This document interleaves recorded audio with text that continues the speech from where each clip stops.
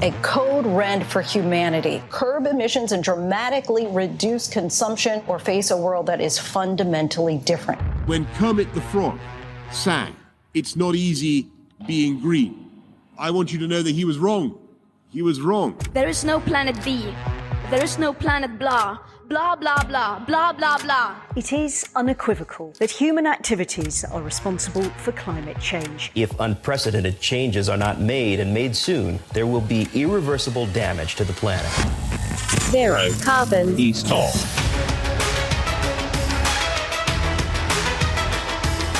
Hello and welcome to Zero Carbonista Series 3, The Sky's the Limit. I'm Ian Collins and this is the UK's #1 green-based podcast. You join us on the day after those local elections. As we record this, those results are still coming in. We do know, however, the Tories got a kicking and the Greens did rather well. Let's speak to our man who feels so passionately about this stuff. He spent the last 3 days living in a ballot box with a mini pencil. How are you, Dale? What, doctoring the votes? Is that what you mean? Yeah, that would be nice, wouldn't it? That would be nice. Well, I say mini pencil because it's never a full pencil they give you, is it? It's a half pencil. Yeah, for some reason, maybe, who knows? Yeah, no, look, I'm good. It's a lovely sunny day. I've been out on my bike, electric motorbike, and yeah, the world's good for me. Fantastic. Oh, the electric motorbike. How do you find that beast? I just go back to where I left it. No, I don't mean how you literally find it. Just kidding. I've got an app. Got you for that. So yeah, I mean, it's brilliant. So it's new to me. This one's a Harley. I had a KTM for a few years, and I thought I'd try a Harley a few weeks ago. And nice. Yeah, it's a fantastic bike, actually. Really like Fantastic. Let's just have a brief look at those local elections. And we're recording this at 10:30 on a Friday, of course. And so not all of the elections in. We don't yet know about Scotland or Wales, etc. But we do know that the Tories got a kicking, particularly in London. I know that's only part of the national story, but it's still significant. Yeah, that's right. I think they lost Westminster or something for the first time, did they ever? And of course, the Tories are saying, look, it's midterms is what you expect on this trajectory. Labour can't win power. And you know, some of the academics that are into politics are saying that's true, that's the case. But at the same time, a couple of hundred councils, is it, that they've been turned over on? And the big message from the floor of the country is Partygate and Johnson, and I would hope in general kind of disaffection with the Tories, because look, they've been running our country for 15 years and they're properly fucking it up. It's interesting, isn't it? Because it's either parties or cost of living, or maybe a mixture of the two. And I know that the cost of living isn't entirely a British thing, but there are things that are specific to this country, and energy being one of them. We lack a proper energy policy, and we've been hit hardest of all of the European countries by the energy crisis. Of course, we've got Brexit, which is self-inflicted pain. That's impacted our economy worse than the pandemic did. And of course, we suffered in the pandemic worse than any other country in Europe as well. We're a special case as a country, aren't we? We have a very special... We're in special measures, I think. I think we probably are. We probably need to be, actually. If we were a school and Ofwat or whoever they're called, not Ofwat, Ofsted or whatever were coming around, I think we'd be put in special measures for sure. Ofwat, which would be the sort of special organisation that keeps their eye on the government. That's the country's message to Johnson today, I think. Here's a question from Mark, who says, Dale, do you think there is any future for carbon capture at scale? Do you reckon solutions exist or could be invented? I don't, because I think fundamentally the laws of physics are getting in the way. There's so much pumping involved in capture and proper storage that actually, it's on a par with the amount of energy that's being generated in the first place. And if you look around the world, despite almost billions being spent on this, it's not happening anywhere. And I don't think it will happen at scale. I don't think it makes any sense. It's obviously driven by the oil lobby who use it as a way to paint a version of the future in which we can carry on burning fossil fuels. Happy days, because we can deal with the CO2. It's a big fat myth. Yeah, big fat myth. Talking to things that aren't myths or shouldn't be, swapping 20% of beef for corn could halve deforestation.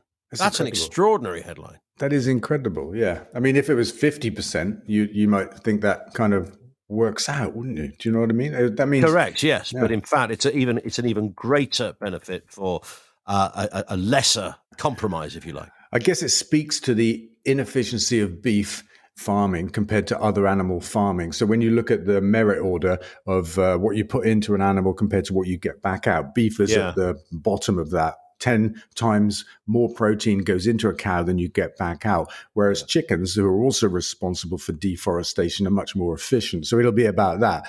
Beef's relative inefficiency as a way to feed ourselves. It's true of all animals, but beef is just the worst. Yeah, and there's no other kind of business model in the world where you would accept that as a kind of a conclusion to the way it was going. You'd look at that and go, well, that's clearly messed up. Yeah, because that doesn't work. Putting aside the ethical aspect of it, just in terms of pure pragmatics and intelligence in how you would look at feeding the world, you would stumble on that one and say, well, that doesn't make any sense. No, the laws of diminishing returns aren't accepted anywhere else, are they?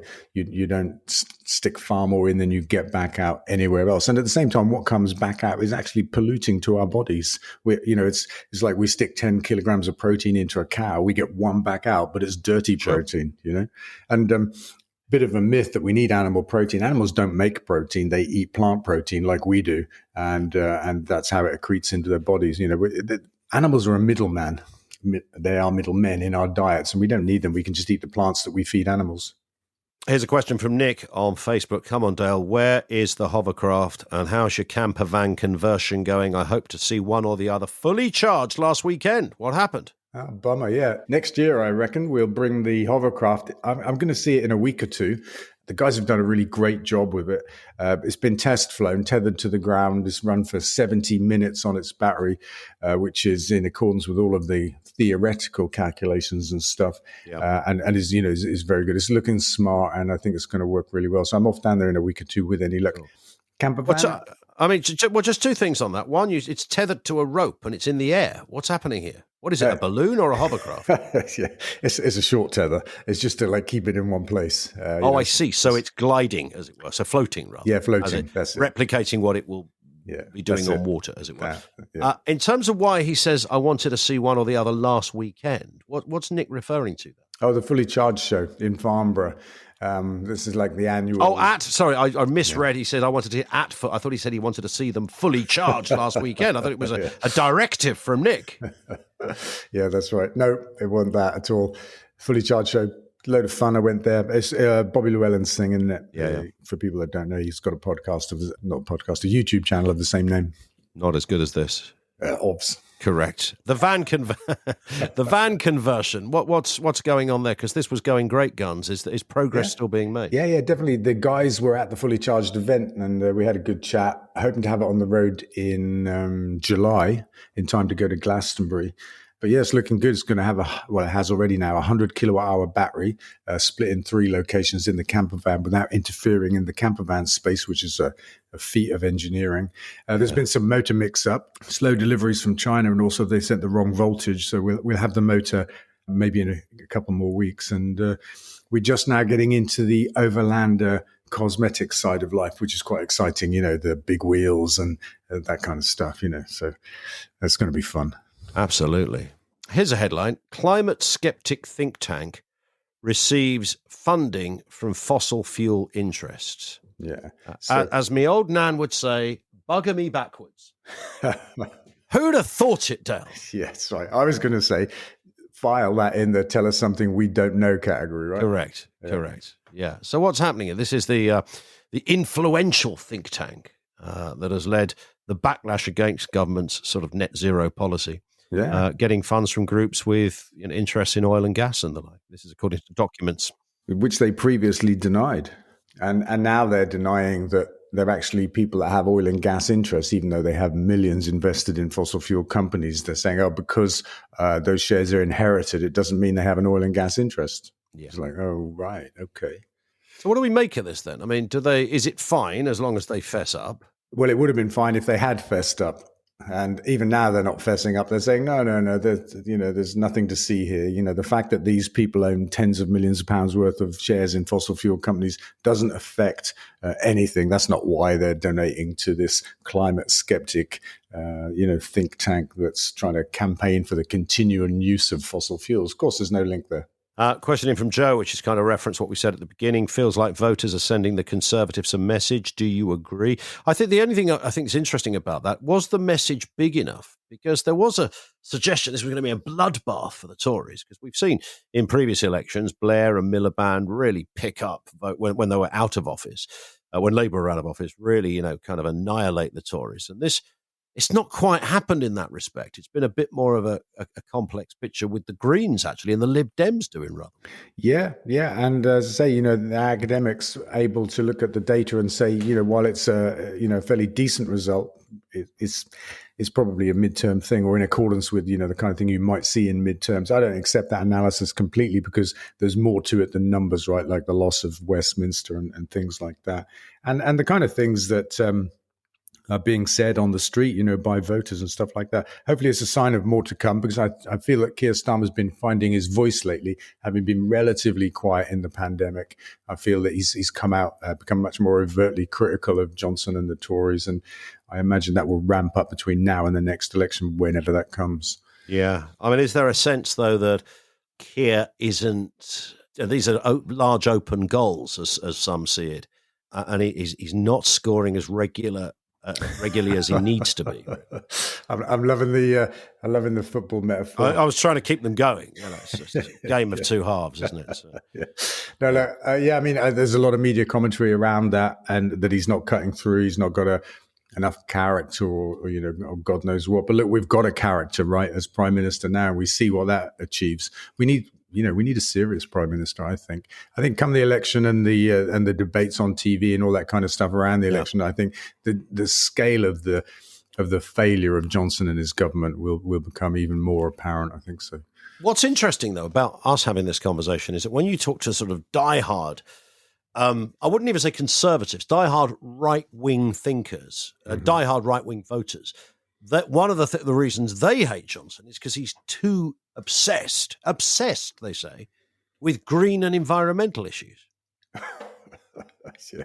I mean, that comes to every time we do on the radio show, Dale, every time we do a phone in on this, every single caller, pretty much, bar none, will raise that issue.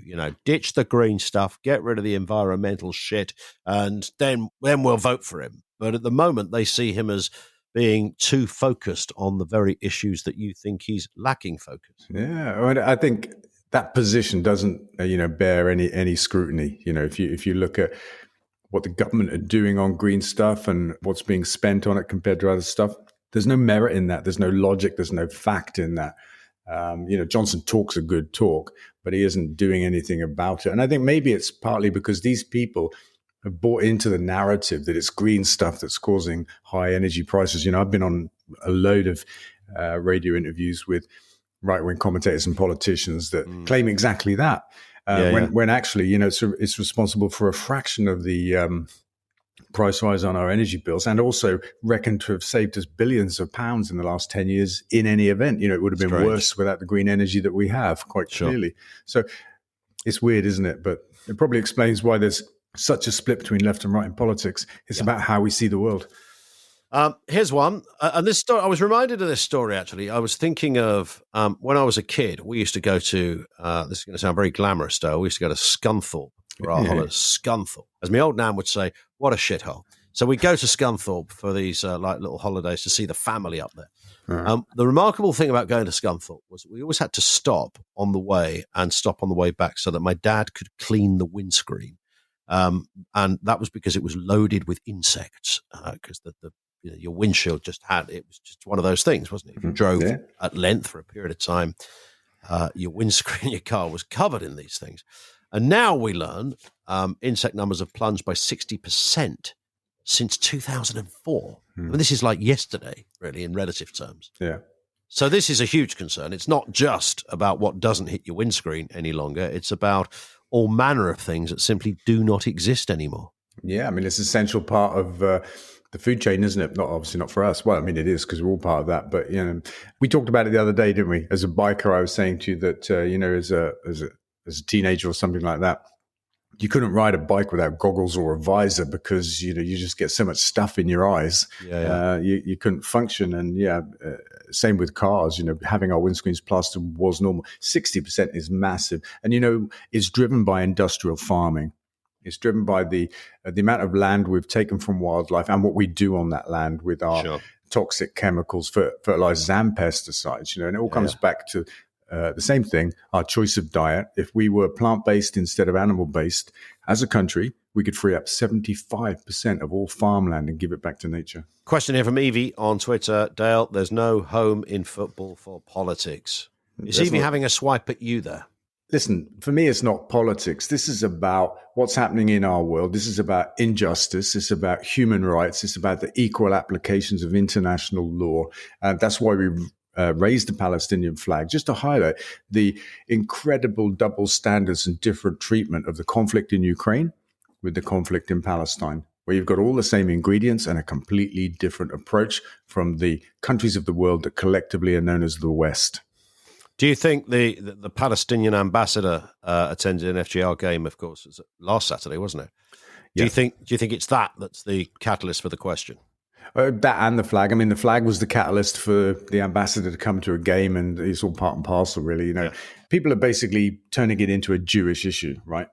Which, as far as I'm concerned, it's not. It's not about that. It's about Israel, Palestine, Ukraine, Russia, the rest of the world, the Western world, just double standards and all that kind of stuff. But, I think the Jewish Times or the Jewish Chronicle have called for a boycott of ecotricity as a result. And a couple of people have written to me and say, you're saying Jews aren't welcome. It's an incredible stretch, from raising the flag of Palestine to highlight the invasion and occupation, which is in breach of international law. The UN have passed a resolution 70 years ago calling on Israel to give that territory back. All kinds of wrong things are happening there. It's not against Jews. It's not against all of the people in Israel, even to stand up for Palestine and say this needs fixing. It's the Israeli government that are doing this. In the same way that, I could be against what the American government are doing. It doesn't mean I'm against Americans. True. True. Totally fair point. Couple of football points to finish on then.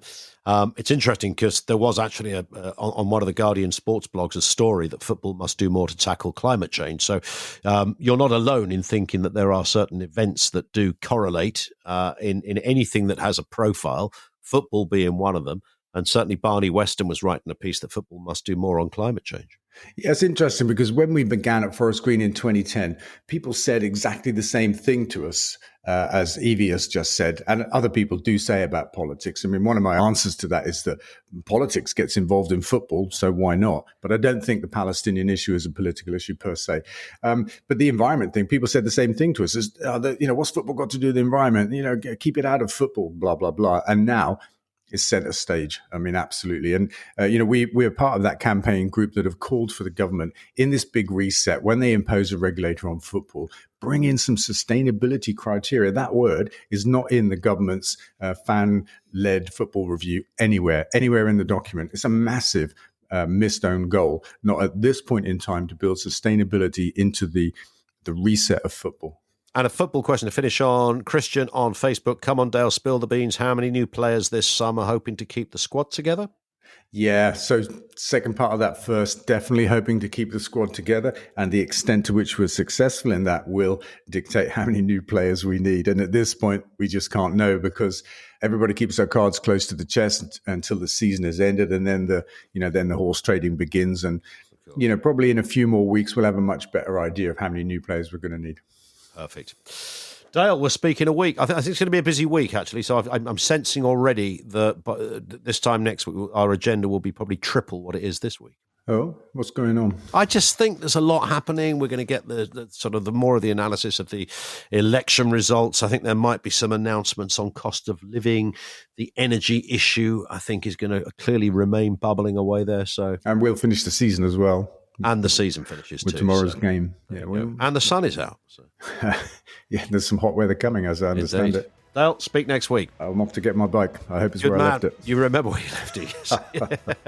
That's it for this episode. Don't forget you can follow this podcast from your podcast provider. Don't forget to do that so you get each new episode automatically. And follow Dale on social media, twitter.com/DaleVince and facebook.com/DaleVince. Zero carbon east of